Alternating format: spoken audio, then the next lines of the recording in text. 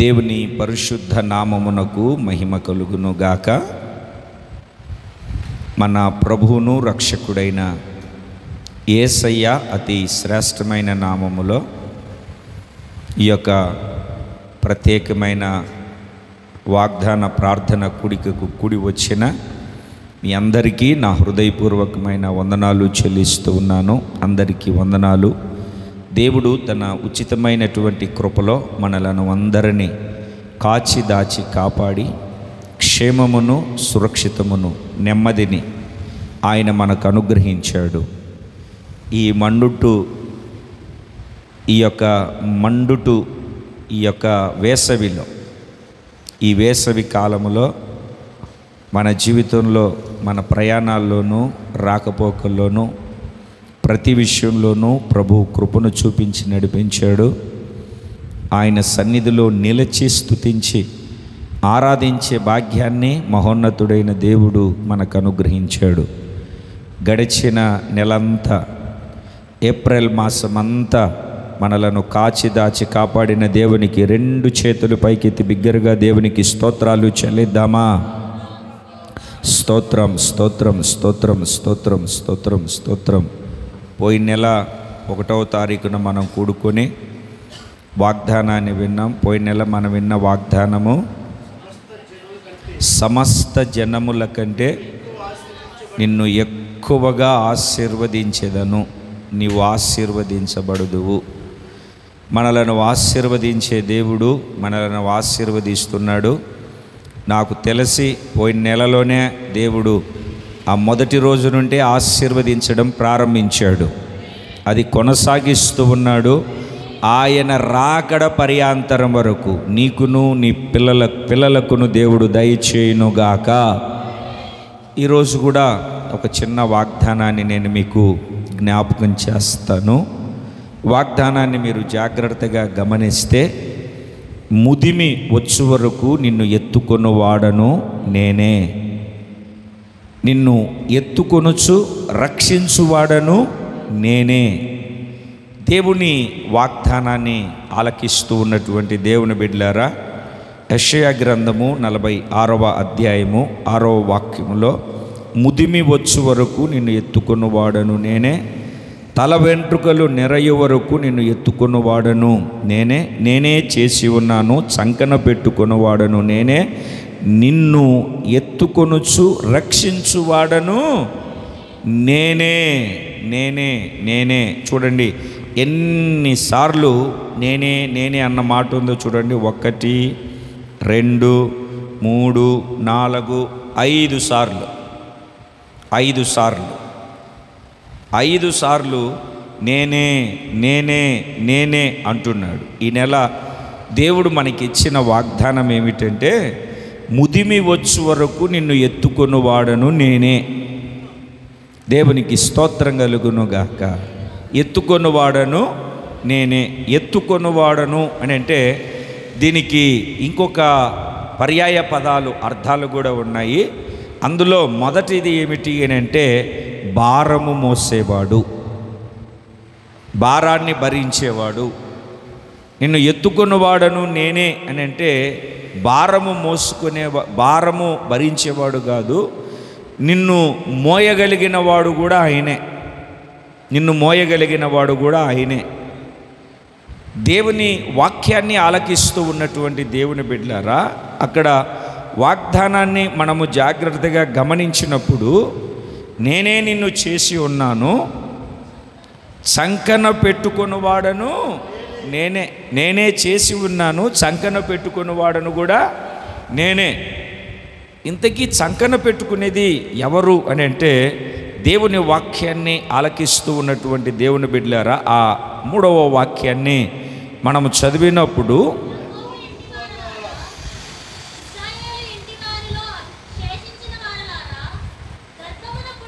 గర్భమున పుట్టినది మొదలుకొని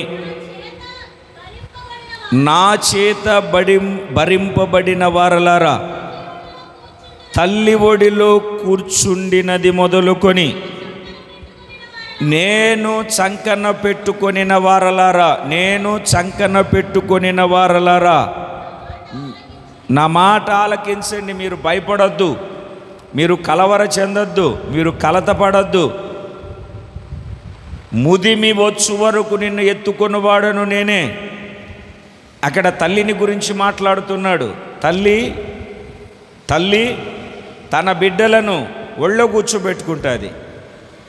ఎప్పుడు అనంటే శిశువుగా ఉన్నప్పుడు, నడక నేర్చుకునేంత వరకు చంకన పెట్టుకొని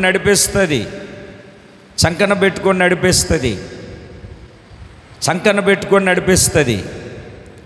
దేవుని వాక్యాన్ని ఆలకిస్తున్న దేవుని ప్రియమైన పిల్లలారా, తల్లి బిడ్డను కొన్ని దినాలు అతడు తన పనులు తాను చేసుకుంటూ తన యుక్త వయసు వచ్చేంత వరకు ఆ బిడ్డలను భరిస్తుంది, ఎత్తుకుంటుంది, చంకన పెట్టుకుంటుంది.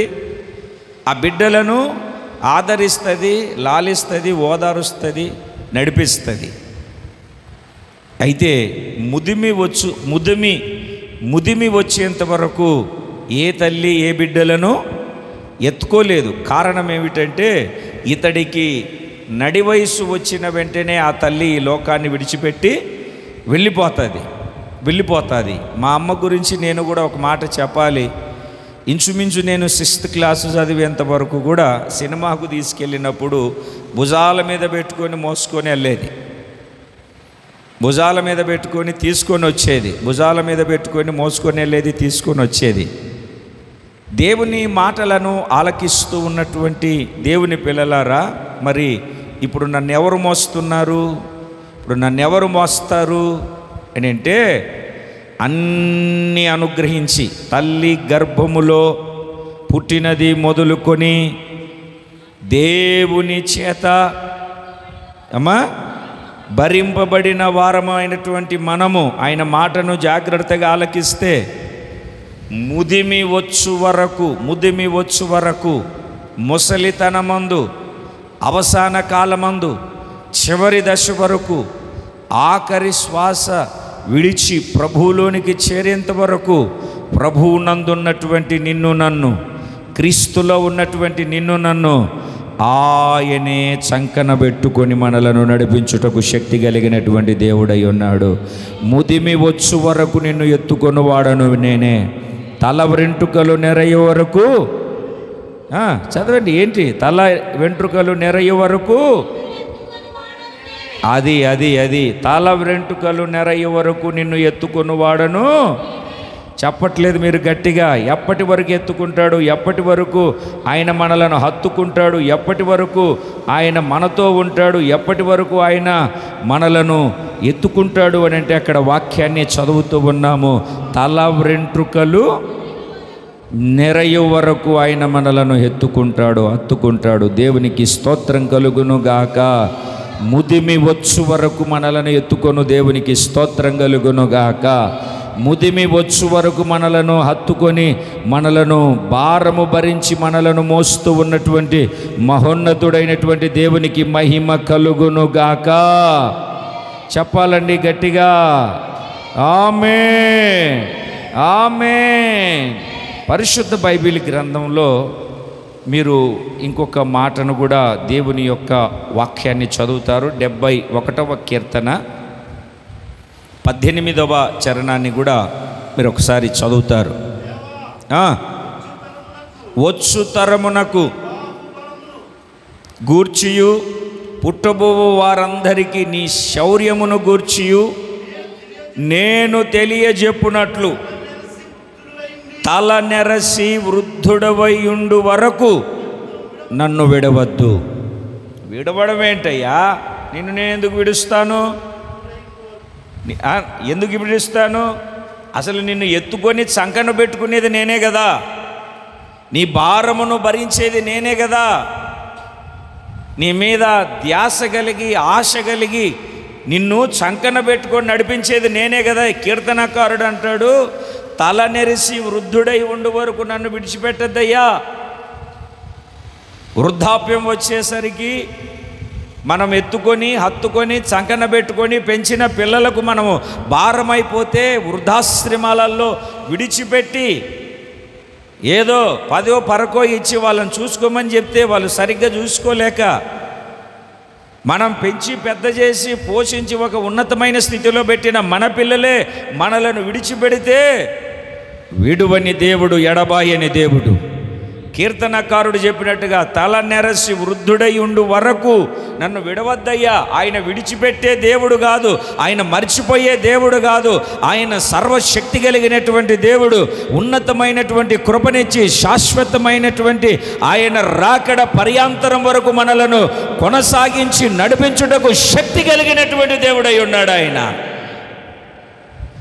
శక్తి కలిగినటువంటి దేవుడై ఉన్నాడు. ఆయన మనలను పొరపాటును కూడా విడిచిపెట్టడు, పొరపాటును కూడా మరిచిపోడు, పొరపాటును కూడా ఆయన మనలను దూరపరచడు. ఈ రాత్రి జీవము కలిగినటువంటి దేవుడు తన ప్రశస్తమైనటువంటి హస్తాన్ని చాపి కృపచేత మనలను నింపి బలపరిచి నడిపించు సర్వశక్తి కలిగినటువంటి దేవుడు. తల నెరసి వృద్ధుడై ఉండేంత వరకు ఆయన పొరపాటును కూడా మనలను విడిచిపెట్టాడు. రెండు చేతులు పైకెత్తి బిగ్గరగా సర్వోన్నతుడైనటువంటి దేవునికి స్తోత్రాలు చెల్లిద్దాం. యెషయా గ్రంథం 43వ అధ్యాయము 13వ వాక్యాన్ని కూడా మీరు జాగ్రత్తగా చదివితే, ఈ దినము మొదలుకొని నేనే ఆయనను నా చేతిలో నుండి, చూడండి, అయ్యా నన్ను విడవద్దు అంటున్నాడు. నేనే ఈ దినము మొదలుకొని, ఏమిటండి, ఈ దినము మొదలుకొని నేనే ఆయనను నా చేతిలో నుండి విడిపించగలవాడు ఎవడు లేడు. నేను కార్యము చేయగా త్రిప్పివేయగలిగిన వాడెవడు లేడు. విడిచిపెట్టడం మాత్రమే కాదు దేవుని బిడ్డ, ఈ మే నెలలో ఎందుకో దేవుడు నిన్ను ఇక్కడికి తీసుకొని వచ్చి ముదమి వచ్చు వరకు ఎత్తుకొని వాడను నేనే అని చెప్పడం మాత్రమే కాకుండా నిన్ను విడిచిపెట్టడు. విడిచిపెట్టకుండా దేవుడు ఏం చేయబోతున్నాడంటే ఒక కార్యాన్ని జరిగించబోతూ ఉన్నాడు. నీ మేలు కొరకై కార్యాన్ని జరిగించబోతున్నాడు. అద్భుతమైన కార్యాన్ని జరిగించబోతున్నాడు. ఉన్నతమైన కార్యాన్ని జరిగించబోతున్నాడు. ఆయన కార్యము చేయబోతున్నాడు. దానిని ఏ మనుష్యుడు, ఏ నరుడు, ఏ వ్యక్తి పొరపాటును కూడా త్రిప్పివేయలేడు. ఆయన కార్యము జరిగించునుగాక, ఆయన కార్యము జరిగించునుగాక. ఆయన చేతిలో నుండి నిన్ను విడిపించగలిగిన వాడెవడు లేడు, ఎవడు లేడు. మనం ఆయన చేతిలో ఉన్నాం, మనం ఆయన చేతిలో ఉన్నాం. ఆయన మనలను పట్టుకున్నాడు, ఆయన మనలను హత్తుకున్నాడు, ఆయన మనలను ఎత్తుకున్నాడు, ఆయన మనలను బలపరుస్తూ ఉన్నాడు, ఆయన మనలను స్థిరపరుస్తూ ఉన్నాడు. ఆయన మన జీవితంలో ఉన్నతమైనటువంటి కార్యాలు జరిగించబోతూ ఉన్నాడు. ఎంతవరకు విడిచిపెట్టద్దని చెప్తున్నాడండి ఆయన? ఎంతవరకు విడిచిపెట్టద్దు అంటున్నాడండి? తల నెరవు అంటే నాకు కూడా తల నెరిసింది. అంత వృద్ధుని ఏం కాదు కదండి. 45, 46 సంవత్సరాలకి తల నెరిసిపోయి అంటే ఇప్పుడంటే మనకు బలం లేక, రక్తంలో శక్తి లేక తల నెరిసిపోతుంది. ఏమిటండి, నా చిన్న వయసులో 60 సంవత్సరాలు 80 సంవత్సరాలు ఉన్న తల నెరిసిన వాళ్ళు కనబడే వాళ్ళే కాదు సరిగ్గా. అంటే దాని అర్థం ఏమిటంటే వృద్ధాప్యము వరకు దేవునికి స్తోత్రం కలుగునుగాక. ఎంతవరకు అండి? వృద్ధాప్యము వరకు ఆయన మనలను హత్తుకొని నడిపించే దేవుడు. రెండు చేతులు పైకెత్తి సంతోషంగా దేవునికి స్తోత్రం చెబుదాం. హల్లెలూయా. నిన్ను ఎత్తుకున్నవాడు ఆయనే, నిన్ను హత్తుకున్నవాడు ఆయనే. శాశ్వతమైనటువంటి ఆయన రాజ్యములోనికి మనలను స్థిరపరచువాడు కూడా ఆయనే. దేవుని బిడ్డలారా, ఒకసారి ఒక సేవకుడు, ఒక దైవజనుడు మాట్లాడుతూ ఉన్నటువంటి మాట ఏమిటో తెలుసా? నేను భరించలేనయ్యా ఈ జనాల్ని. నేనేమన్నా కన్నానా? నేనేమన్నా చంకన పెట్టుకున్నానా? నేనేమన్నా వీళ్ళను బాధ్యతలు తీసుకుంటానని చెప్పానా? నేను వీళ్ళను భరించలేనని చెప్పేసి బాధపడుతున్నాడు. మీరు చదవండి ఆ మాటను. సంఖ్యాకాండము 11వ అధ్యాయము 14వ వాక్యాన్ని మనము జాగ్రత్తగా చదవగలిగినప్పుడు అద్భుతమైనటువంటి మాట అక్కడ దేవుడు తన శక్తి కలిగినటువంటి వాక్కుల నుండి మాట్లాడతాడు. ఈ సమస్త జనులను ఒంటిగా మోయ నా వలన కాదు, అది నేను భరింపలేని భారము, నేను భరింపలేని భారం అది.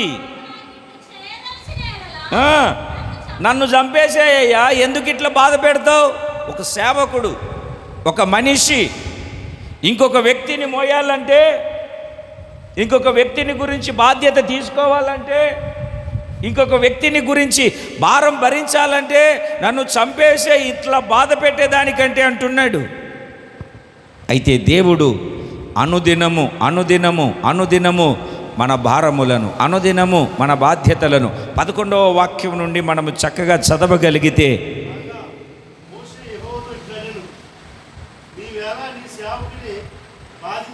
ఎందుకు బాధిస్తున్నావయ్యా నీ సేవకుని?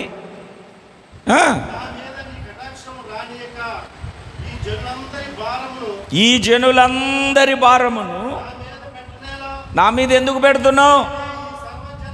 కంటినా కంటినా పాలిచ్చి పెంచేడి తల్లి తండ్రి మోయినట్లు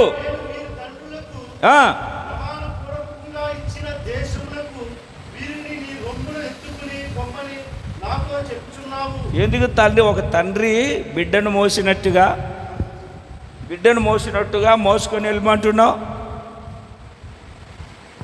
2 కాళ్ళు లేక నడవలేక బాధపడుతున్నటువంటి ఆ బిడ్డను తల్లిదండ్రులు ఇష్టమున్నా లేకపోయినా ఇష్టముతోనే నా బిడ్డ, నేను కన్న బిడ్డ అని వాళ్ళు చనిపోయేంత వరకు ఆ బిడ్డను మోస్తూనే ఉంటారు, భారము భరిస్తూనే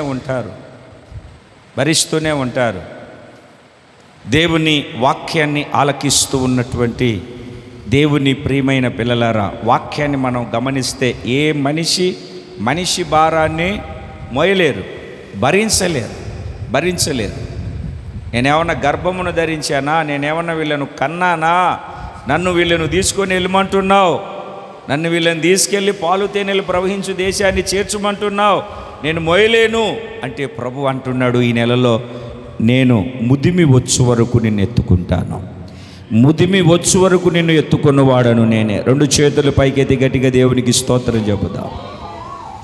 చూడండి, పరిశుద్ధ బైబిల్ గ్రంథంలో ద్వితీయోపదేశకాండం ఆయన మనలను ఎలా మోస్తాడో ఒక 3-4 మాటలు దేవుని వాక్యాన్ని మనం విందాం.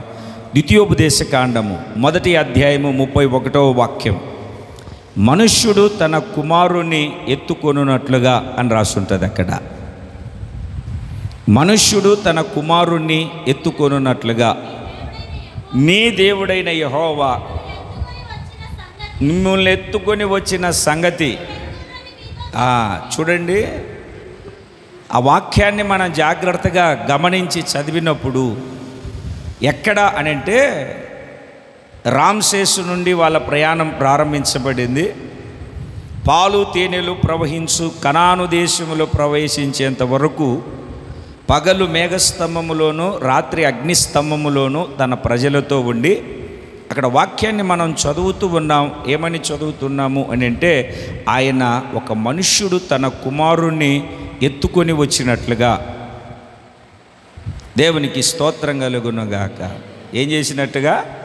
ఎత్తుకొని వచ్చినట్టుగా. అర్థమైందండి? పెళ్లి చేసిన వెంటనే అయిపోద్దండి? పెళ్లి చేసిన వెంటనే అయిపోద్దండి? ఒంటరిగా ఉన్నప్పుడు ఎక్కడో చోట కూర్చొని ఏవో 2 మెతుకులు ఆ అన్న దగ్గర, ఆ వదిన దగ్గర, ఈ అత్త దగ్గర కూర వేసుకొని అన్నం వండుకొని ఏదో తిని కాలం గడిపితే సరిపోద్ది. అదే పెళ్లి చేసుకున్న తర్వాత ప్రతిదీ ఉప్పు, కరివేపాకు, పాలు, పెరుగు, బియ్యము అన్నీ తీసుకొని రావాలి. కొద్ది రోజులు ఉన్న తర్వాత పిల్లలు పుడతారు, ఆడికి సీమిడి తీయాలి, ఆడికి కడగాలి, ఉతకాలి, ఆరేయాలి, అన్నీ చూసుకుంటూ రావాలి. ఇక్కడ మనుష్యుడు తన కుమారుణ్ణి ఎత్తుకొనున్నట్లు, మనుష్యుడు తన కుమారుణ్ణి ఎత్తుకొనినట్లుగా, దేవునికి స్తోత్రం కలుగునుగాక. ఎంత భారం, ఎంత బాధ్యత అండి. మనుష్యుడు ఒక కుమారుణ్ణి ఎత్తుకొని బజారుకు లేదా వేరే ఊరికి వెళ్ళినప్పుడు ఏ గంప కనపడినా, ఏ పళ్ళు కనపడినా, ఏ ఐస్ క్రీమ్ కనపడినా, ఏది కనపడినా ఏడుస్తాడు, అని విలవిల కొట్టుకుంటాడు. కడుపు నొస్తుంది అంటాడు, నేను బయటికి వెళ్ళాలంటాడు, తుమ్ముతాడు, పాసుకొస్తుంది అంటాడు. ఎత్తుకొని వెళ్ళేటప్పుడు వీటన్నిటినీ ఒక మనుష్యుడు ఎలాగైతే, ఏ విధంగా అయితే ఒక మనుష్యుడు ఇవన్నీ చేస్తాడో అంతకంటే శ్రేష్టముగా దేవుడు తన కుమారుణ్ణి ఒక మనుష్యుడు ఎత్తుకొనున్నట్లుగా ఎత్తుకొని అరణ్యములో భీకర ధ్వని కలిగినటువంటి ప్రదేశములో ఏది తక్కువ కాకుండా, మాంసము కావాలంటే మాంసము, కీరకాయలు, దోసకాయలు, అరణ్యములో ఎడారిలో పంట పండించదు గనక ఆకాశములో నుండి వారికి ధాన్యాన్ని కురిపించి దేవదూతలు తినే ఆహారాన్ని వాళ్లకు పెట్టి, ఏది తక్కువ కాకుండా, చెప్పులు వారు దిగట్లేదు, కాళ్ళు వాయలేదు, బట్టలు పాతగిల్లిపోలేదు, చెమట పట్టలేదు. మన భాషలో మనం కాస్త ఆలోచన చేస్తే ఏమిటండి, అంత శ్రేష్టంగా వాళ్ళను పగలంతా మేఘస్తంభం, మేఘం పడితే చల్లగా ఎలాగుంటుందో అలాగా, రాత్రంతా ఆ చల్లదనానికి వెచ్చగా ఎయిర్ కండిషన్, ఆటోమేటిక్ కండిషన్, వాతావరణం వేడిగా ఉంటే చల్లదనం, వాతావరణం చల్లగా ఉంటే వేడి, ఆటోమేటిక్ కండిషన్ ఇస్తూ ఇశ్రాయేలు ప్రజలను ఆయన ఒక మనిషి ఎత్తుకున్నట్టుగా, ఒక పిల్లోని మనం ఎత్తుకొని వస్తే కింద దుప్పటి పరిచి మరల పైన క్లాత్ కప్పి, అది కప్పి, ఇది కప్పి, ఇది చేసి మనం నడిపిస్తాం కదా. అంతకంటే శ్రేష్టంగా దేవుడు తన ప్రియమైనటువంటి పిల్లలను నడిపించుకుంటూ వచ్చాడు, ఒక మనుష్యుడు ఎత్తుకున్నట్టుగా. దేవునికి స్తోత్రం కలుగునుగాక. పిల్లోని బజార్లో ఎత్తుకొని వెళ్తున్నాం, ఐస్ క్రీమ్ బండి కనపడింది, వాడు కావాలి అని తింటే జలుబు పడుతుంది. ఏం చేస్తుందండి? జలుబు పడుతుంది. ఏం చేస్తాం మనం వాడిని, ఆ పిల్లోని ఐస్ క్రీమ్ కనపడకుండా వాడిని కళ్ళు మూసి అలా తిప్పుకొని వెళ్తుంటే ఇల్లు తక్కువ వల్ల ఏమిటండి, అలా దాచుకొని వెళ్ళేటప్పుడే గంట కొడతాడు. కళ్ళు మూస్తే, కళ్ళు మూయగానే చెవులో దూదులు పెట్టలేం కదా, గంట కొడతారు. గంట ఆడికి పెట్టలేక, అని ఏడుపు తట్టుకోలేక ఇంకొకసారి అదే దారిలో వెళ్ళినప్పుడు అలాగనే ఐస్ క్రీమ్ బండి కనపడుతుందని కళ్ళు మూసినప్పుడు వాడు గంట కొట్టినా ఈ పిల్లోడు తిరిగి చూడట్లేదు. ఈ చిత్రం ఏమిటంటే, లోపల ఇయర్ ఫోన్స్ పెట్టేసి సెల్ ఫోన్లో పాటలు పెట్టి తీసుకెళ్ళిపోతుంది. అంటే ఎన్ని తిప్పలు పడుతున్నా ఒక పిల్లవాడిని లాలించాలి, పాలించాలి. చూడండి, మనుష్యుడు తన కుమారుణ్ణి ఎత్తుకొనున్నట్లుగా వాడు సరి అయిన దారిలోకి వచ్చేంత వరకు, వాడు ఒక దరి చేరేంత వరకు, ప్రయోజకరుడు అయ్యేంత వరకు, వృద్ధాప్యములో ఉన్న వాళ్ళ ఆలోచనలన్నీ వాళ్ళెప్పుడు వాళ్ళ మదిలో, వాళ్ళ ఆలోచనలో ఆ బిడ్డలను మోస్తూనే ఉంటారు. ఎంతటి కసాయి వాడైనా ఆ తల్లి తండ్రి ఆ కసాయి వాడైనటువంటి, ఆ పనికి మాలినటువంటి బిడ్డను ఎలాగైతే మోస్తారో ఆ రీతిగా ఇశ్రాయేలు ప్రజలను దేవుడు హత్తుకొని ఆయన మోస్తూ, బలపరుస్తూ, స్థిరపరుస్తూ, నడిపిస్తూ వచ్చాడు. దేవునికి స్తోత్రం కలుగునుగాక. ఒకసారి రెండు చేతులు పైకెత్తి సంతోషంగా దేవునికి స్తోత్రం చెబుదామా? ముదిమి వచ్చు వరకు, ఎంతవరకు అండి? ముదిమి వచ్చు వరకు. దేవుని వాక్యాన్ని, లేఖనాలను ఆలకిస్తూ ఉన్నటువంటి దేవుని బిడ్డలారా, ఆయన మనలను ఎలా ఎత్తుకుంటాడంటే, ఒక మనుష్యుడు తన కుమారుణ్ణి ఎత్తుకొనున్నట్లుగా మనము కూడా పిల్లలను ఎలాగ ఎత్తుకుంటాం, మనం కూడా పిల్లలను ఎలాగ పాలిస్తాం, మనం కూడా పిల్లలను ఎలా లాలిస్తాం, ఎలా ఆదరిస్తాం. మనది కానీ పిల్లలను అనుకో కసురుకొని చీకొట్టుకుంటాం, కానీ మన పిల్లలను మనం ఎంత కసురుకున్నా చీకొట్టుకున్నా వాడు మనల్ని హత్తుకొని ఉంటాడు, మనల్ని ఎత్తుకొని ఉంటాడు కనుక వాడిని జాగ్రత్తగా చూసుకోగలుగుతాం. దేవునికి స్తోత్రం కలుగును గాక. చెప్పాలండి ఒకసారి రెండు చేతులు పైకెత్తి సంతోషంగా. దేవుని వాక్యాన్ని మనం జాగ్రత్తగా గమనిస్తే, మనుష్యుడు ఎత్తుకొనున్నట్లుగా, మనుష్యుడు తన కుమారుణ్ణి ఎత్తుకొనున్నట్లుగా, తన బిడ్డని ఎత్తుకొని ఆయన తీసుకొని వెళ్తాడు. ఇంకొక మాటను చదువుదాం. రెండవదిగా ఆయన మనలను ఎలా ఎత్తుకొని లేదా మోసుకొని ఎలా మన భారాన్ని భరించి తీసుకొని వెళ్తాడో. యెషయా గ్రంథము 63వ అధ్యాయము 9వ వాక్యాన్ని మనము చదివితే, వారి యావత్ బాధలో ఆయన బాధ నొందెను, ఆయన సన్నిధి దూత రక్షించెను, ప్రేమ చేతను తాలిమి చేతను వారిని విమోచించెను, పూర్వదినములన్నిటను ఆయన వారిని ఎత్తుకొనుచు మోసుకొనుచు వచ్చెను. ఎత్తుకొనుచు మోసుకొనుచు వచ్చెను. ఎలా ఆయన ఎత్తుకొని ఎలా మోసుకొని వచ్చాడంటే అక్కడే మనం చదువుతున్నాము. యావత్ బాధలో ఆయన బాధనుంది. యావత్ బాధలో బాధనుంది. కొంతమందిని చూస్తూ ఉంటాం, పిల్లల్ని ఆడు సింహం లాంటాడు, వెనక ముందు చూడడు, లాగిపెట్టి కొడతా ఉంటాడు. ఈ ప్రకటెముకలు అంట, ఈ తల ఏమిటండి, ఈ కణితలకు ఉన్నటువంటి జుట్టు పట్టుకొని లాగుతూ ఉంటాడు. ఒక నరకాన్ని చూపిస్తూ ఉంటాడు. ఎంత బాధ పెట్టినా ఆ తల్లి మాత్రం ఆ పిల్లను లేదా ఆ బిడ్డను కంటి పాప వలె కాపాడుతుంది, కనుపాప వలె కాపాడుతుంది. అయితే ఇక్కడ దేవుడు వాళ్ళను ఎలా మోసుకొని వస్తున్నాడంటే, వాళ్ళు పొందిన యావత్ బాధలలో ఆయన బాధ నొందాడు.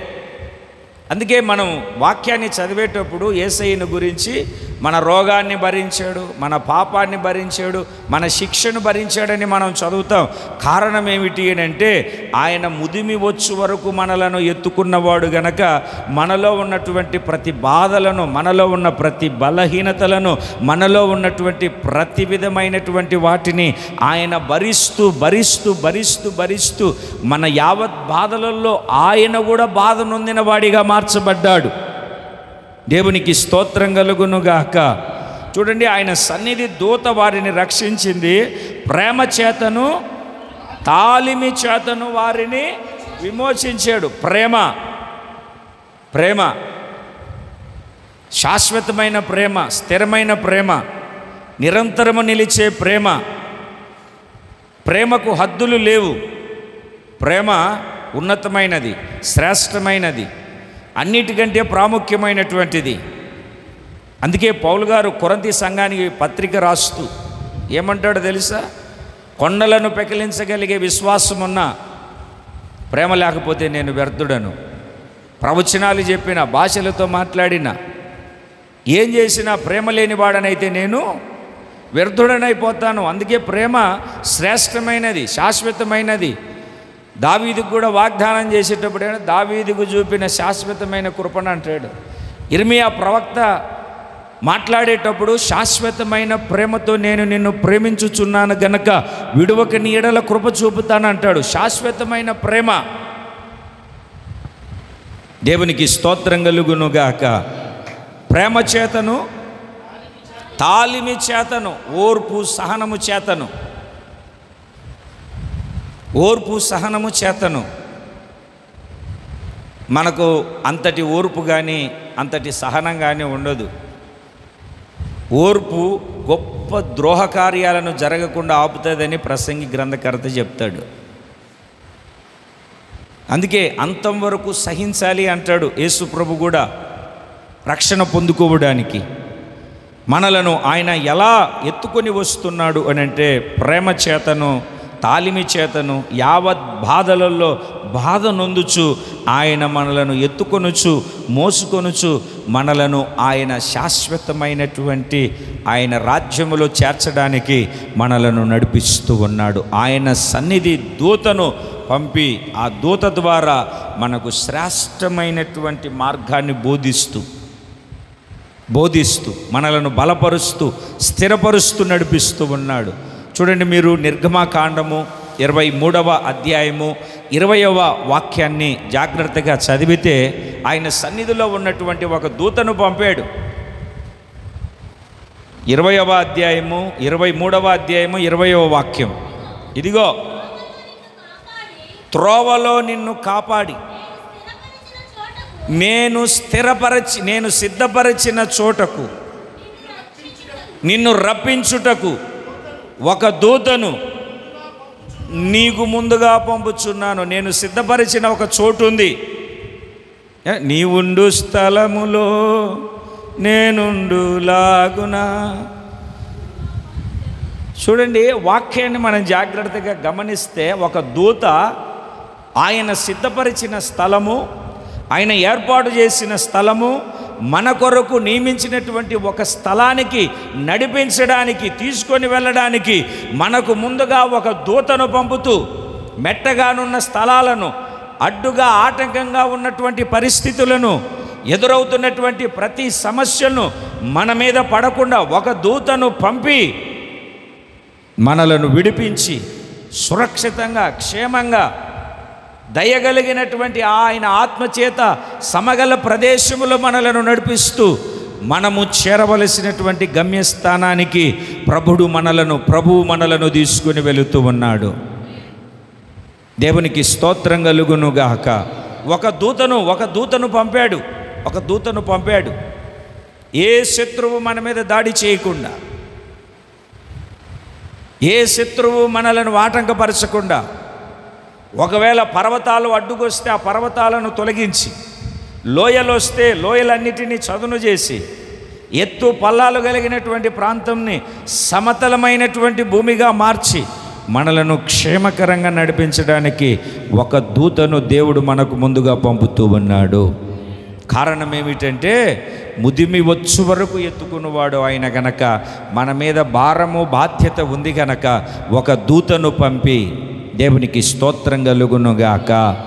ఏమిటండి? పూర్వదినములన్నిటినూ ఆయన వారిని ఎత్తుకొనుచు మోసుకుంటూ వస్తూ ఉన్నాడు. ఆయన ఏ రోజు ఎక్కడ ఏ క్షణాన దేవుడు మనలను విడిచిపెట్టకుండా మనలను ఎత్తుకొని మోసుకొని ఎక్కడ పడిపోకుండా కురిగిపోకుండా నడిపిస్తూ ఉన్నాడు.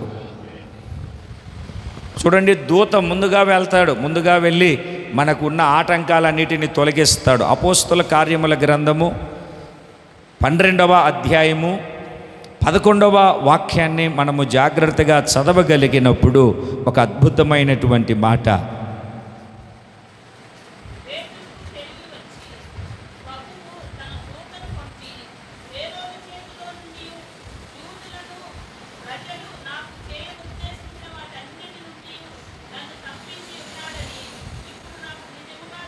దేవునికి స్తోత్రం కలుగునుగాక. దేవుడు తన దూతను పంపించి హేరోదు చేతిలో నుండి, యూదుల చేతిలో నుండి నన్ను తప్పించి రక్షించి ఉన్నాడని నాకు తెలిసి వచ్చెను. పడుకున్నాడు. 16 మంది సైన్యములో 16 మంది కాపలా ఉన్నాడు. ఆయనను వేసిన చెరసాల్లో ఇటొకరు అటొకరు, ఆ సైనికుడు ఒక చేతికి, ఈ సైనికుడు ఒక చేతికి గొలుసులతో బంధించి ఆ చెరసాల బయట 14 మంది, మొత్తం 16 మంది కాపలాదారుల మధ్యలో ఉన్నప్పుడు ఆ దూత ఏ రాత్రి ఏంటంటే పేతురును తెల్లవారితే చంపాలనుకుంటూ ఉండగా ఆ రాత్రి ఒక దూత ఆయన ఉన్న చెరసాలలోనికి దిగి వచ్చింది. చెరసాలంత వెలుగుతో నింపబడింది. పేతురు పక్కను తట్టి లేపింది. ఆ కట్టబడి ఉన్నటువంటి సంఖ్యలు తెగిపోయాయి. చెరసాల తలుపులు తెరవబడ్డాయి. చెప్పులేసుకో, నడుం కట్టుకో, పద అని నడిపించుకొని తీసుకొని వెళుతూ ఉంటే అసలు ఏంటిది, ఇంత అద్భుతమైనటువంటి కళ వచ్చింది, అసలు ఇది జరిగితే బాగుండును అని భ్రమలో ఉన్నాడు. గవిని తలుపులు తెరవబడ్డాయి. తర్వాత దూత ఆ బయటికి తీసుకుని వచ్చి వదిలిన తర్వాత అప్పుడు తెలుసుకుంటున్నాడు, దేవుడు నన్ను తప్పించడానికి, హేరోదు చేతిలో నుండి నన్ను విడిపించడానికి, నేను చావకుండా ఉండడానికి, నేను మరణమును రుచి చూడకుండా ఉండడానికి నన్ను దేవుడు తప్పించాడు. తన దూతను పంపి నన్ను తప్పించాడు. ఆ దూత నాకు ఒక గొప్ప విడుదలను కలగజేసింది, నాకు విమోచనను కలగజేసింది, చీకటిని తొలగించింది, మొదట సంఖ్యలలో నుండి విడుదల కలగజేసింది, తలుపులు తెరచింది. ఆ దూత నన్ను బయటికి తీసుకొని వచ్చి సురక్షితమైనటువంటి సార్వత్రిక సంఘము కూడి ఉన్నటువంటి మరియా ఇంటికి వెళ్ళేటట్లుగా చేయగలిగింది. అప్పుడు గ్రహిస్తూ ఉన్నాడు ఆ మాటను. దూత నాకు విడుదల కలగజేసింది, దూత నన్ను తప్పించింది, దూత నాకు విమోచన కలగజేసిందని అప్పుడు గ్రహిస్తూ ఉన్నాడు. ఈ రాత్రి దేవుని సన్నిధానానికి చేరి వచ్చినటువంటి దేవుని ప్రియులారా, వాక్యం చక్కగా సెలవిస్తుంది, వాక్యపు లేఖనాలు చక్కగా తెలియచూపుతూ ఉన్నాయి. ఆయన ఎవరు అని అంటే మనలను తప్పించి విడిపించి రక్షించుటకు శక్తి కలిగినటువంటి దేవుడై ఉన్నాడు. ప్రభు పరిశుద్ధ నామమునకు మహిమ కలుగునుగాక. రెండు చేతులు పైకెత్తి గట్టిగా దేవునికి స్తోత్రం చెబుదాం. ఆయన వారిని ఎత్తుకొనుచు మోసుకొని వస్తున్నాడు. అంత మాత్రమే కాదు, దూతను పంపుతున్నాడు. నీ అవసరాన్ని బట్టి నిన్ను తప్పించడానికి, నీకు ముందుగా వెళ్ళడానికి. భయాందోళన మధ్యలో ఎక్కడికైనా వెళ్ళాలంటే వెళ్ళలేక నువ్వు ఒకవేళ ఆగిపోతున్నావేమో, ముదిమి వచ్చు వరకు నిన్ను ఎత్తుకునే దేవుడు నువ్వు వెళుతూ ఉంటే నీకు ముందుగా ఒక దూత వెళ్తూ ఉన్నాడు. ఎలియాజర్తో అబ్రహాము గారు అదే చెప్తారు, ఎవని సన్నిధిలో నేను జీవించుచున్నానో ఆ దేవుడు నీకు ముందుగా ఒక దూతను పంపుతాడు, నువ్వు వెళ్ళు, కార్యాలు నీ ప్రయాణాన్ని సఫలమవుతాయి. నువ్వు భయపడద్దు, నువ్వు కలవరం చెందొద్దు. ఆయన నీకు ముందుగా వెలుచూ ఉన్నాడు, తన దూతను నీకు ముందుగా పంపుతూ ఉన్నాడు. నువ్వు నడవవలసిన త్రోవలో దేవుడు నిన్ను నడిపిస్తాడు. ముదిమి వచ్చు వరకు, గట్టిగా చెప్పండి ఆ మాటను. ఎంతవరకు అండి? 3 రోజుల, 4 రోజుల, 5 రోజుల, 6 రోజుల, తల నెరిసేంత వరకు, ముదిమి వచ్చు వరకు నిన్ను ఎత్తుకొనివాడును, సంకన పెట్టుకొనివాడును, నిన్ను ఎత్తుకొనుచు రక్షించువాడును. ఎత్తుకున్నవాడు బరవయో గాడిదలాగా పెరిగావు ఇలా అని అక్కడ పడేసి వెళ్ళిపోడు. ఎద్దు పెరిగినట్టు పెరిగినావు అండ్ ఆయన. మనుషులైతే అంటారు, విసిగిపోతారు. ఆయన అనడు, అనే దేవుడు కాదు ఆయన అనుదినము. చూడండి, యావత్ బాధలలో యెషయా గ్రంథంలో చదువుతాం ఏమని అంటే, వారి యావత్ బాధలో ఆయన బాధ నొందెను. ఆయన నిన్ను ఎత్తుకున్నప్పుడల్లా నువ్వు బాధపడుతుంటే, నిన్ను ఎత్తుకున్నప్పుడల్లా నువ్వు బాధను అనుభవిస్తూ ఉంటే, నువ్వు ఎంతటి బాధను అనుభవిస్తున్నావో ఆయన కూడా అంతటి బాధను అనుభవిస్తున్నాడు. అందుకని దూతను పంపి రక్షించాడు. ప్రేమ చేతను, తాలిమి చేతను విమోచించి పూర్వదినములన్నిట ఆయన వారిని ఎత్తుకొనుచు మోసుకొనుచు వచ్చాను. మన పితరులను మోసుకొని వచ్చాడు, మనలను కూడా మోసుకొని ఎత్తుకొని మోస్తూనే అనుదినము మన బాధలను, అనుదినము మన భారములను, అనుదినము మనకున్నటువంటి ప్రతిదీ ఆయన మోస్తూనే ఉన్నాడు. ఇప్పుడు మనం ఒక పిల్లోడిని ఎత్తుకున్నాం, వాడికి జలుబు పట్టిందంటే ఆ జలుబుతోనే ఎత్తుకుంటామా, జలుబు తీసేసుకొని ఎత్తుకుంటామా? మనల్ని ఆయన ఎత్తుకున్నాడంటే మనం బాధల్లో ఉన్న, అప్పుల్లో ఉన్న, సమస్యల్లో ఉన్న, శ్రమల్లో ఉన్న ప్రతి దాంట్లో దేవుడు మనల్ని ఎత్తుకొని మన భారము, మన బాధ్యతను ఆయన భరిస్తూ మనలను మోసుకుంటూ ఆయన ముందుకు తీసుకొని వెళుతూ ఉంటాడు. దేవునికి స్తోత్రం కలుగును గాక.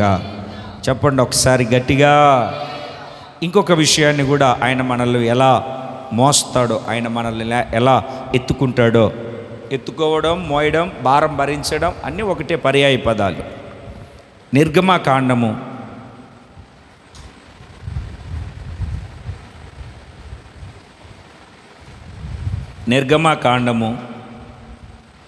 19వ అధ్యాయము 4వ వాక్యాన్ని మనం చదివినప్పుడు,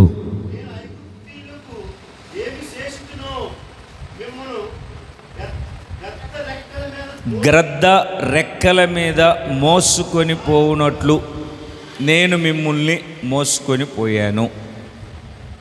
గ్రద్ద రెక్కల మీద మోసి, చూడండి, గ్రద్ద రెక్కల మీద మోసింది. గ్రద్ద ఎలా మోసిందండి? రెక్కల మీద మోసింది. ఎందుకయ్యా మమ్మల్ని అలా మోసావు అంటే, ఆ పై వాక్యంలో ఓ చక్కటి మాట ఉంటుంది. మీరు నాకు స్వజనమగునట్లు, యాజక రూపమగు రాజ్యమగునట్లు నేను మిమ్మల్ని నా భుజం మీద మోసుకొని వచ్చాను. ఆ మాట ఉంటుంది చూడండి మీరు.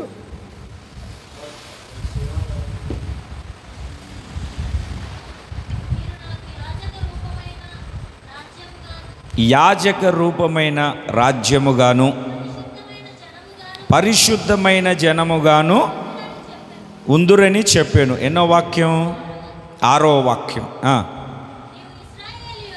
ఇశ్రాయేలీయులతో ఇవే 6వ వాక్యాన్ని చదివితే, సమస్త భూమియు నాదే, మీరు నాకు యాజక రూపమైన రాజ్యముగాను పరిశుద్ధమైన జనముగాను ఉందురని చెప్పుము. చూడండి, ఎందుకయ్యా మమ్మల్ని మోసుకొని వెళ్తున్నావు? ఎందుకు మమ్మల్ని మోసుకొని వెళ్తున్నావు? గ్రద్ద రెక్కల మీద, తన భుజముల మీద, తన రెక్కల మీద పిల్లలను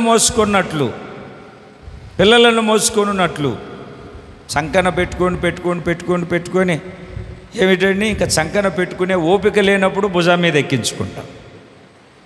అంతేనా? వేరేది ఏమన్నా ఉందా? ఇప్పుడంటే ఎవరికి వాళ్ళు బండ్లు వచ్చాయి, కానీ ఇంతకుముందు పిల్లలను మోసే పద్ధతి అదే.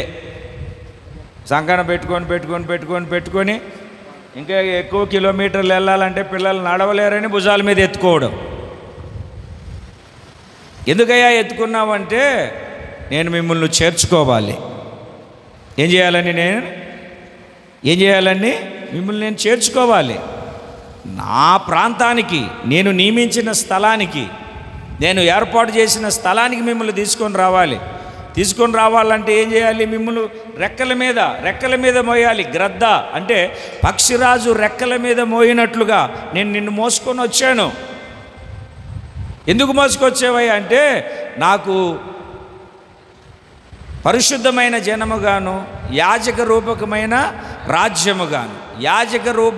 రాజ్యముగాను పరిశుద్ధ జనముగాను ఉండడానికి నేను మిమ్మల్ని మోసుకొని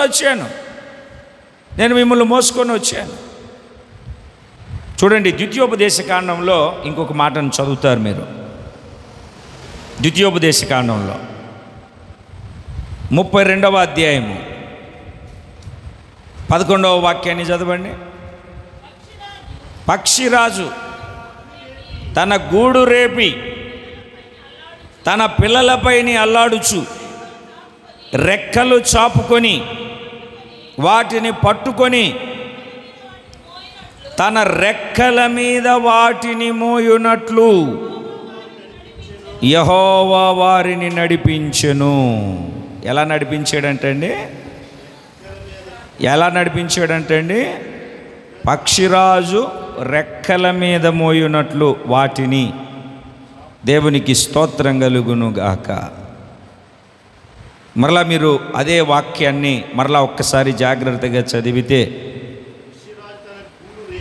చూడండి, పక్షిరాజు తన గూడు రేపి తన పిల్లలపైని అల్లాడుచు రెక్కలు చాపుకొని వాటిని పట్టుకొని తన రెక్కల మీద మోయినట్లు యెహోవా వారిని నడిపించును. ఎక్కడ?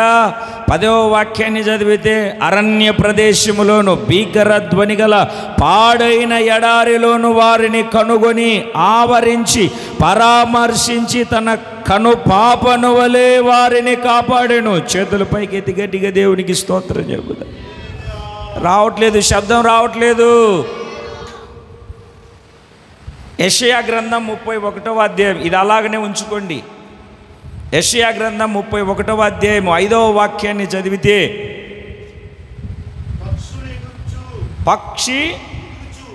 ఏంటండి ఇది? పక్షులు ఎగురుచు తన పిల్లలను కాపాడునట్లు సైన్యములకు అధిపతి యెహోవా యెరూషలేమును కాపాడుతాడు, విడిపించుచునుండును. చూడండి, ఆ వాక్యాన్ని మనం జాగ్రత్తగా చదివితే, పక్షులు ఎగురుతూ తన పిల్లలను కాపాడుకుంటాయి. ఇక్కడేం చదివాం? ద్వితీయోపదేశకాండం 32:11లో పక్షిరాజు తన గూడు రేపి పిల్లలపై అల్లాడుచున్నట్లు. వాక్యాన్ని జాగ్రత్తగా గమనించండి, కాస్త తలలు పైకెత్తండి. పక్షిరాజు తన గూడు రేపి తన పిల్లల పైన అల్లాడుచు. గూడు ఎప్పుడు కడుతుంది పక్షి? గూడు ఎప్పుడు కడుతుంది అని అంటే పిల్లలను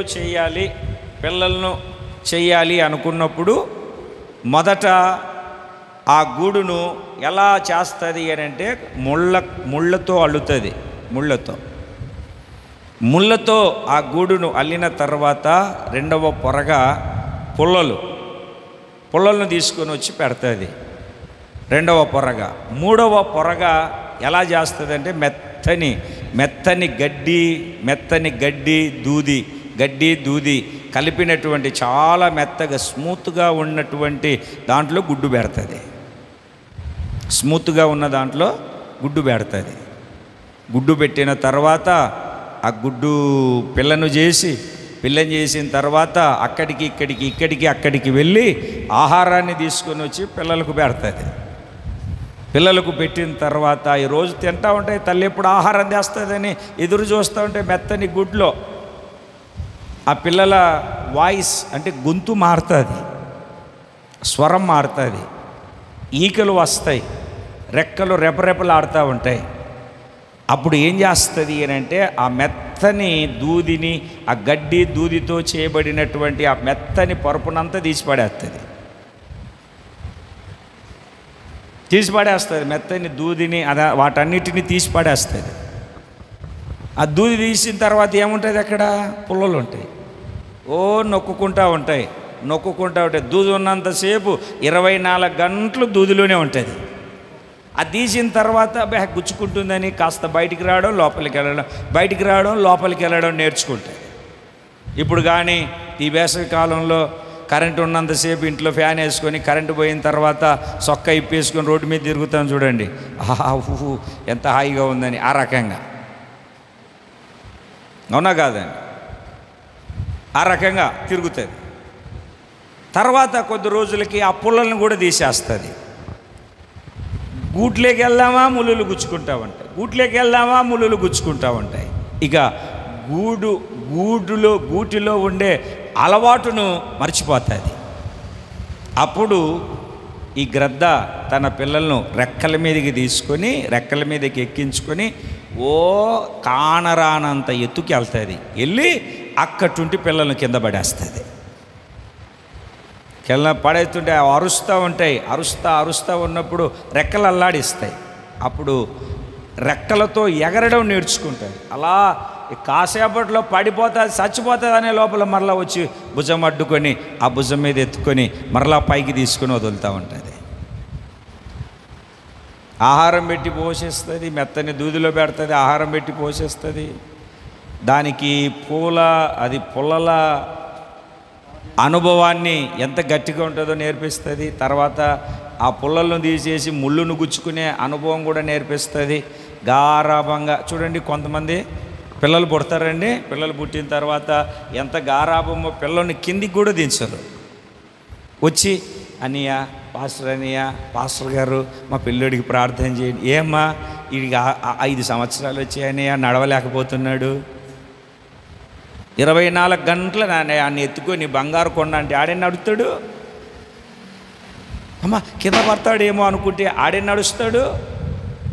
పైన పడతాడేమో అనుకుంటే ఆడే నడుస్తాడండి, నడవలేడు. ఎంత గారాభమో. కొందరికి ఇంకా విధైనటువంటి అలవాటు. అర్థమవుతుందండి? పిల్లలకు ఆ జ్ఞానం వచ్చేటట్టుగా అలా బయటికి పంపించడం కానీ అలా ఇవి చేస్తే అమ్మో ఏమైపోతారో అనుకుంటూ ఉంటారు. పక్షిరాజును చూసి మనం నేర్చుకోవాలి కొన్ని విషయాలు. బయటికి వెళ్ళకు, రోడ్డు దాటకు, బయటికి వెళ్ళు అని చెప్పేసాడు పాస్టర్ గారు అని విడిచిపెట్టడం కాదు. అది ఎగురుతూ ఎంత దూరం వెళ్తుంది, ఎక్కడ దాకా వెళ్తుంది, పొజిషన్ ఏంటి అని అల్లాడుతూ ఒక కన్ను వేసి ఉండాలి. విడిచిపెట్టాం కదా అని వదిలిపెట్టకూడదు. అలా పైకి తీసుకెళ్ళి వదిలేస్తుంది. అక్కడ ఎగురుకుంటూ ఎగరడం అలవాటు చేస్తుంది. అంటే సంపూర్ణ సిద్ధి కలగజేస్తుంది. పక్షిరాజు గ్రద్దలాగా అంటే రెక్కల మీద మోసుకొని ఒక సంఘానికి తీసుకొని వచ్చి అక్కడ అద్భుతాలు సూచక్రియల ద్వారా గద్దల రెక్కల మీద మోసుకొని వచ్చి ఇక్కడ కొన్ని శ్రమలు, కొన్ని ఇబ్బందులు, వీటన్నిటి ద్వారా దేవుడు ఏం చేస్తాడంటే నీకు సంపూర్ణ సిద్ధిని కలగజేస్తాడు. స్వతహాగా ఎగిరేటట్టుగా చేస్తాడు. నిన్ను ఒక సంపూర్ణ సిద్ధి పొంది ఆయన రాకడకు, రాజ్యానికి ఆయుక్తపరచబడే ఒక వ్యక్తిలాగా నువ్వు ఉండేటట్లుగా దేవుడు నిన్ను తీర్చిదిద్ది మహిమ కలిగినటువంటి ఆయన రాజ్యానికి నిన్ను సిద్ధపరుస్తాడు. ప్రైజ్ ది లార్డ్, హల్లెలూయా. ఆయన నిన్ను ఎత్తుకునేవాడు, భుజాల మీద ఎత్తుకునేవాడు, మోసేవాడు. గ్రద్ద తన పిల్లలను రెక్కల మీద మోసినట్లుగా నిన్ను ఎత్తుకునేవాడు. దేవునికి స్తోత్రం కలుగునుగాక. భుజం మీదకి ఎక్కించుకున్నాడు అని అంటే నువ్వు కాస్త ఎదిగావని.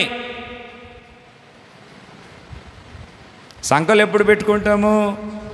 ఇట్లా చేతుల్లో ఇట్లా ఒళ్ళో సరిపోనప్పుడు సంకలో పెట్టుకుంటాం. భుజాల మీద ఎప్పుడు ఎక్కించుకుంటాం? సంకలో కూడా సరిపోదు అన్నప్పుడు భుజాల మీద ఎత్తుకుంటాం. దేవుని పరిశుద్ధ నామానికి స్తోత్రం కలుగునుగాక. ముదిమి వచ్చు వరకు ఓ మనుష్యుడు ఎత్తుకొనున్నట్లుగా మన బాధను, మన భారాన్ని భరిస్తూ ఆయన సన్నిధిలో మోస్తూ ఒక దూతను మనకు ముందుగా పంపి ఆయన మనలను మోస్తాడు. తర్వాత గ్రద్ద తన పిల్లలను భుజాల మీద మోసినట్లుగా మోస్తాడు. ఇంకొక మాటను కూడా చదువుదాం మన పరిశుద్ధ బైబిల్ గ్రంథంలో. యెషయా గ్రంథము 40వ అధ్యాయము. యెషయా గ్రంథము 40వ అధ్యాయము 11వ వాక్యాన్ని చదువుదాం ఒకసారి.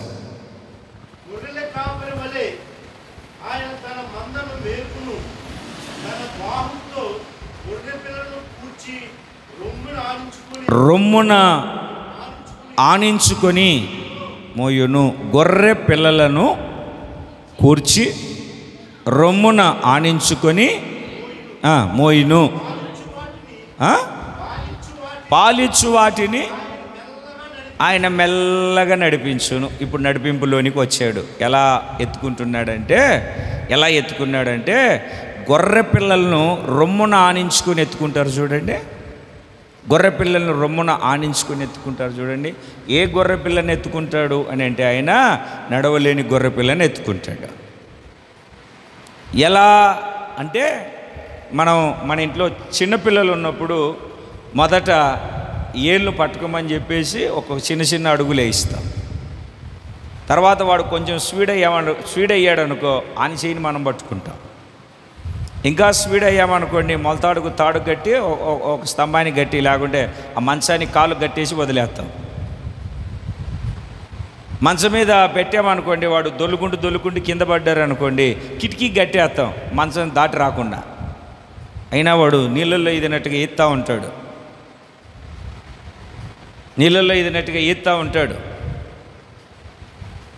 ఆ వాక్యాన్ని మనం జాగ్రత్తగా గమనిస్తే రొమ్మున ఆనించుకొని ఆయన మోస్తాడు.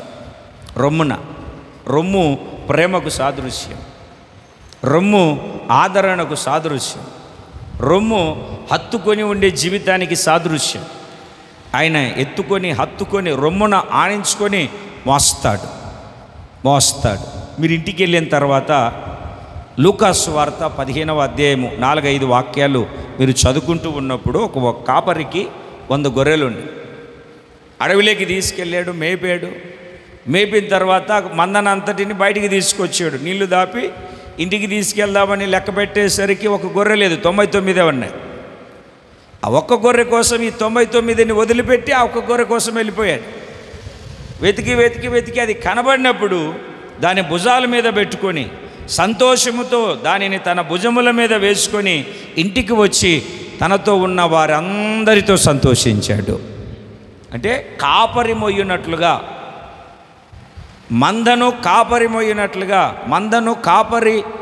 భరించున్నట్లుగా, మందను కాపరి సమకూర్చున్నట్లుగా, మందను కాపరి పోగు చేయునట్లుగా ఆయన తన పరిశుద్ధమైనటువంటి బాహువును చాపి, అంటే ఏ గొర్రెను ఆయన మోస్తున్నాడు అని అంటే నడవలేక తప్పిపోయిన గొర్రెను. ఏ గొర్రెనండి? నడవలేక ఇప్పుడు మందలోనే ఉండి కొమ్ములు పెద్దగా పెట్టుకొని బాగా ముదిరిపోయి వచ్చిందాన్ని వచ్చినట్టుగా పొడుస్తూ ఉంటాయి కొన్ని గొర్రెలు, చీల్చి చెండాడుతూ ఉంటాయి. ప్రశాంతత ఉండనీయదు మందను. ఆ గొర్రెలు ఏం చేస్తాడో తెలుసా? 4 కొడతాడు. కొట్టిన తర్వాత అది లోబడలేదనుకో కటిక వాడిని కొట్టుకు వదిలేస్తాడు. పోనీ అది పోయిందనుకో దేవునికి స్తోత్రం. ఎందుకు? అది దేవుని బిడ్డలారా, ఏ గొర్రెను ఆయన వెతుకుతాడు అని అంటే, అబ్బే నేను ఉండను వెళ్ళిపోతానన్న దాన్ని కాదు. బాగా గుర్తుపెట్టుకోండి, వెళ్ళిపోవడం వేరు, తప్పిపోవడం వేరు. అర్థమవుతుందా? వెళ్ళిపోవడం వేరు, తప్పిపోవడం వేరు. అదే మీరు కిందికి వెళ్ళిన తర్వాత ఉపమానం ఉంటుంది, తప్పిపోయిన కుమారుడని. వచ్చిన తర్వాత చేర్చుకున్నాడు. నీకు అర్థమవుతుందా? ఎందుకంటే వాడు పంచుకొని, గుర్తుపట్టండి బాగా, తప్పిపోయిన గొర్రెని ఎత్తుకెళ్ళాలి కదా పాస్టర్ గారు, రానోళ్ళ దగ్గరికి వెళ్ళాలి కదా పాస్టర్ గారు, నాకు ప్రసంగాలు చేస్తూ ఉంటారు. నన్ను తప్పుగా అనుకోవద్దు, కొంచెం వాక్యం లోతులోకి వెళ్దామని అంతే. ఏమండి? వెళ్ళిపోయిన దాన్ని అది వచ్చిన తర్వాత చేర్చుకోవాలి. చేర్చుకోకపోతే మన తప్పు.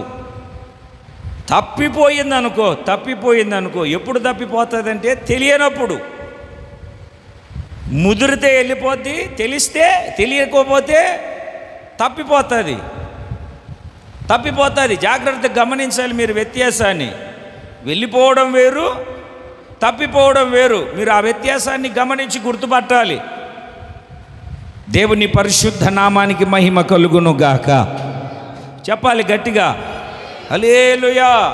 అలాగా తప్పిపోయిన ఆ గొర్రెను వెళ్ళి వెతకి చూశాడు. మనం కూడా తప్పిపోయిన కొన్ని గొర్రెల దగ్గరికి వెళ్తాం, పిలిస్తే రానప్పుడు ఏం చేస్తాం మనం? దేవునికి స్తోత్రం, ప్రభువా చూసుకో, నువ్వు కాపాడని చెప్పేసి వదిలిపెట్టేసి వస్తాం. తప్పిపోయిందనుకో, అయ్యా నువ్వు వచ్చావు, చాలా సంతోషం, ఆనందం అని చెప్పేసి ఎంట అరుచుకుంటా పరిగెత్తుకొని వచ్చేస్తుంది. అదే వెళ్ళిపోయిందనుకో చూసినప్పుడల్లా దాక్కుంటూ ఉంటుంది. మనం చూసినప్పుడల్లా ఎందుకు వచ్చాడు వీడు దుర్మార్గుడు, మళ్ళా ఇక్కడికి వచ్చి ప్రశాంతంగా ఉందామనుకుంటే మళ్ళీ వచ్చాడు పనికిమాలినోడు అని తిట్టుకుంటూ దాక్కుంటూ ఉంటుంది. అది దేవునికి స్తోత్రం కలుగును గాక. చెప్పట్లేదు మీరు? 2 చేతులు పైకెత్తి ఒకసారి గట్టిగా దేవునికి స్తోత్రం చెబుదాం. అంటే గొర్రెలను కూర్చుకొని రొమ్మున ఆనించుకొని ఒక కాపరిమైనట్లుగా, అర్థమైందండి? పాలిచ్చే వాటిని అంతటిని మెల్లగా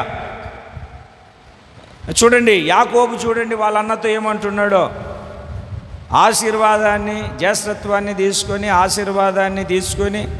వాళ్ళ మామ దగ్గరికి వెళ్ళిన తర్వాత 20 సంవత్సరాలు ప్రయాసపడి సంపాదించినంత మామ దొంగిలిస్తే మరలా దేవుడు ఆశీర్వదిస్తే అవన్నీ తీసుకొని వచ్చినప్పుడు చెప్తున్నాడు, మా అన్నయ్య ఎలా ఉన్నాడు అంటే, అబ్బో 400 మందితో వస్తున్నాడు, ఇన్ఫర్మేషన్ సరిగ్గా లేదు, చంపేస్తాడేమోనని చెప్పేసి భాగాలు విడదీసి ఆస్తినంతా ముక్కలు చేసి ఇది మా అన్నయ్యకి ఇచ్చేయండి, ఏమిటండి మొదటి భాగం రెండో భాగం అని చెప్పేసి పెట్టేసి ఆఖరిలో నిలబడి ఉన్నాడు. మొదటి వాళ్ళని రెండో వాళ్ళని కొట్టుకుంటూ వచ్చేసరికి నేను ఎలాగలాగా పారిపోవచ్చు అనుకున్నాడు. అయినా ఇది మంచిది కాదు అనుకున్నాడేమో. అన్ని ఎబ్బోకు రేవు దాటించి ఒంటరిగా మిగిలి దేవునితో పెనుగులాడి, ఆస్తి కోసం నేను మోసం చేసి ఆస్తి కోసం అన్నకు చెప్పి జ్యేష్ఠత్వాన్ని తీసుకుని ఇది కరెక్ట్ కాదు, నువ్వే నన్ను ఆశీర్వదించాలని ఆశీర్వాదం పొందుకున్నాడు. ఆశీర్వాదం పొందుకున్న తర్వాత అన్న వచ్చినప్పుడు చూసి, అన్న నేను చూస్తుంటే దేవుని చూసినట్టు ఉందన్న. ఎట్లాగా? దేవుని మొహం అంతకుముందు ఈయన ఆస్తి కొట్టేయాలి, అంత జ్యేష్ఠత్వం అన్నీ చేశాడుగా. ఇప్పుడు దేవునితో పెనుగులాడిన తర్వాత పెనుయేలు అనుభవంలోనికి వచ్చాక, ఇమ్మానుయేలు సహవాసం దొరికిన తర్వాత ఆడి మొత్తపు ఆలోచన అనుభవాలు అయినవి అన్నీ మారిపోయాయి. అన్న దేవుడు చూసినట్టు ఉందన్న నిన్ను చూస్తే. అన్న ఏంటిగా ఆ మంది అన్న నీకే అన్న కానుక, వద్దు నాకు కావాల్సినంత ఉందిరా అబ్బాయి, బట్ నాకు కూడా కావాల్సినంత తీసుకోను. ఇచ్చేసాడు. దా వెళ్దాంరా ఇద్దరం కలిసి. అన్న నా దగ్గర ఉన్న మంద లేత మందన్న, పాలిచ్చేవి, చంటి పిల్లలు ఉన్నాయి, నీకు తెలుసు, ఒకేసారి ఒడిగా తోలాను అనుకో, మందేమైపోద్ది, చచ్చిపోద్ది. పాలిచ్చే పొదుగులో పాలు ఉంటాయి కదా, పొదుగు నొప్పి వచ్చేసి పడిపోయి చచ్చిపోతాయి. చిన్నపిల్లలు దాంట్లో ఆ మందలో పడి కాళ్ళ కింద పడి చచ్చిపోతాయి. చూడండి ఆ మాటను, ఆదికాండం 33వ అధ్యాయం 13వ వాక్యం. పిల్లలు, పసిపిల్లలనియు, గొర్రెలు, మేకలు, పశువులు పాలిచ్చినవనియు నా ప్రభు నాకు తెలియను. ఒక్క దినమే వాటిని ఒడిగా తోలితే మందంతయు చచ్చిపోతుంది. అందుకని అయ్యా ముందు నువ్వు వెళ్ళు, తర్వాత నేను వస్తాను. ఏమండి, యాకోబు ఎంత గొప్పవాడండి. దేవదూతతో పెనుగులాడినవాడు కదా, దేవునితో పోరాడినవాడు కదా, మనుషులతో పోరాడినవాడు కదా, అంత బలం ఉన్నవాడు, అంత బలవంతుడైనటువంటి వాడు ఒక్కసారే మందను తోలితే పాడైపోతుంది అని చెప్పేసి అట్లా కాదయ్యా.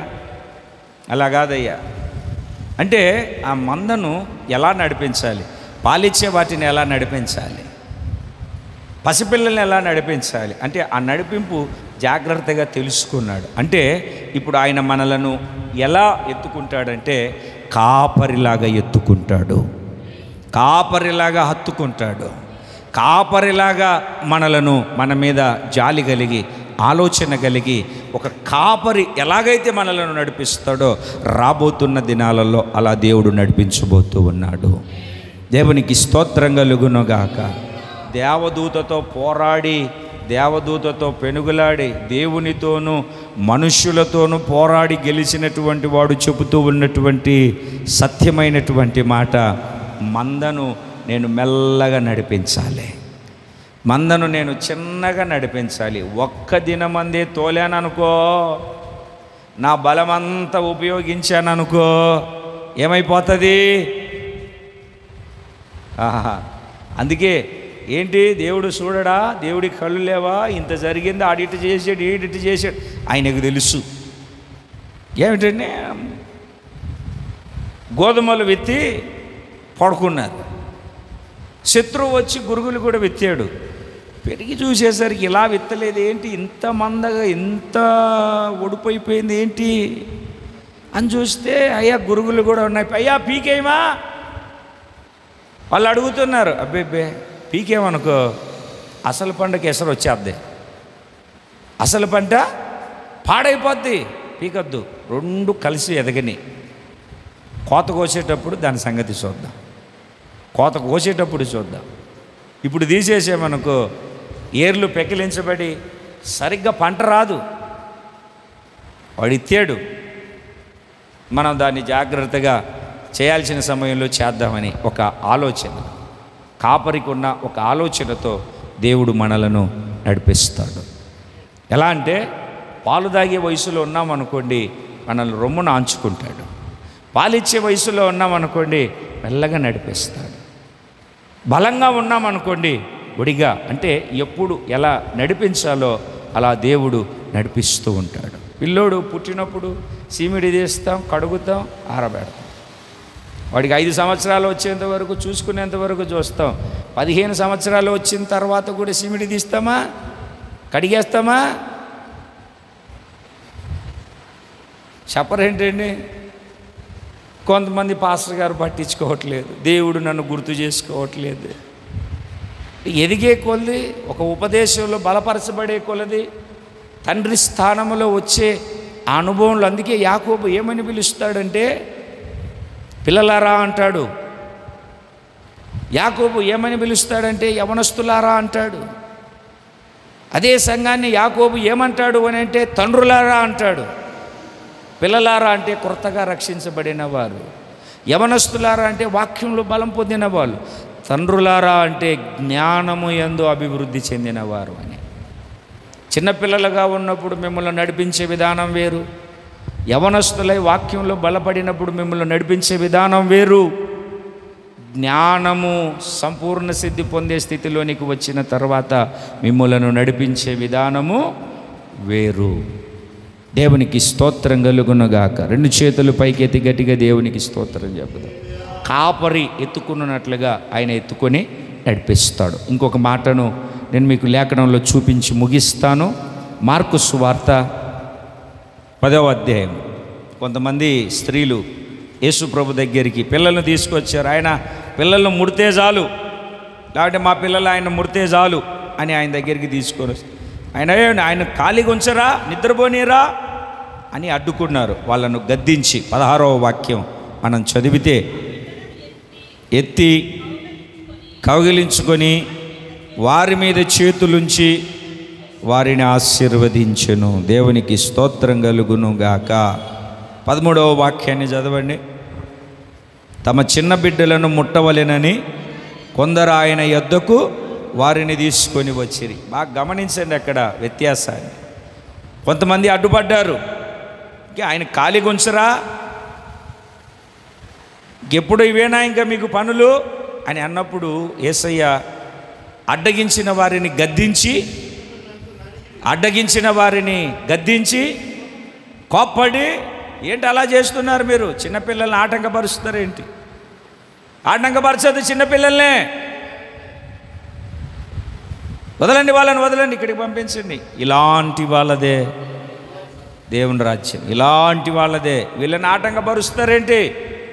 ఈ చిన్నపిల్లలను చేర్చుకుంటే, ఒకడు ఈ చిన్నపిల్లల్లో ఒకరిని చేర్చుకుంటే నన్ను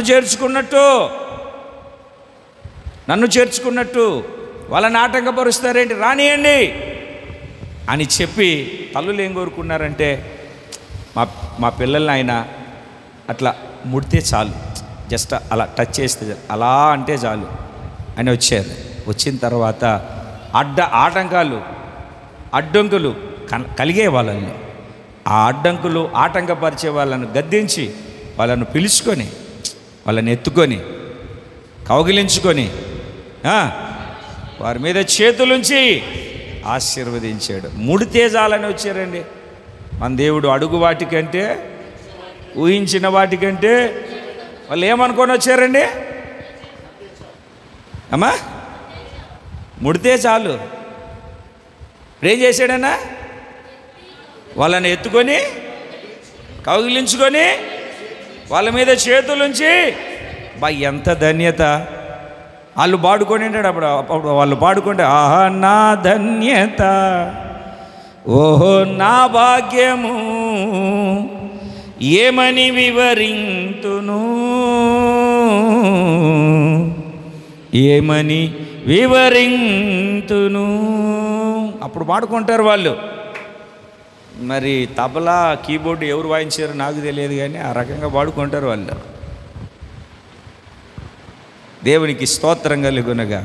మా పిల్లలను ముడితే చాలు అనుకున్నారు. ఆయన ఏకంగా ఎత్తుకొని కౌగిలించుకొని చేతులుంచి ఆశీర్వదించాడు. ఈరోజు కూడా నిన్ను ఎత్తుకున్నవాడు కౌగిలించుకోబోతున్నాడు. కౌగిలించుకున్నవాడు నీ మీద చేతులుంచబోతున్నాడు. నీ మీద చేతులుంచినవాడు నిన్ను ఆశీర్వదించబోతున్నాడు. ఆయన ఆశీర్వాదం శాశ్వత జీవముగా మార్చబడబోతుంది. శాశ్వత జీవము నిత్యరాజ్యానికి నిన్ను తీసుకొని వెళ్ళబోతూ ఉన్నది. ముదిమి వచ్చు వరకు నిన్ను ఎత్తుకున్నవాడు ఆయనే, చంకన పెట్టుకున్నవాడు ఆయనే. ఆయనే నిన్ను కలగజేసిన వాడు, ఎత్తుకొనుచు నిన్ను రక్షించువాడు కూడా ఆయనే. ఎత్తుకొనుచు నిన్ను రక్షించువాడు ఆయనే. ఈ నెల మన వాగ్దానము. మరి ఆయన ఎత్తుకోవాలంటే మనం మోకరించి ప్రార్థన చేసుకుందాం. దయచేసి కుడి వచ్చిన ప్రతి ఒక్కరూ ఒక క్షణం మోకరించండి. మోకరించిన మనమందరము ఒక చిన్న ప్రార్థన చేసుకుందాం. ఈ రాత్రి జీవము కలిగినటువంటి దేవుడు తన ఉన్నతమైనటువంటి కృపనిచ్చి, కృపచేత నింపి, కృపలో బలపరచి, కృపలో స్థిరపరచి ఉన్నతమైనటువంటి కార్యాలు మన జీవితంలో జరిగించబోతూ ఉన్నాడు. ఉన్నతమైనటువంటి కార్యాన్ని దేవుడు జరిగించబోతూ ఉన్నాడు. అందరం ఒక క్షణం ప్రార్థన చేసుకో.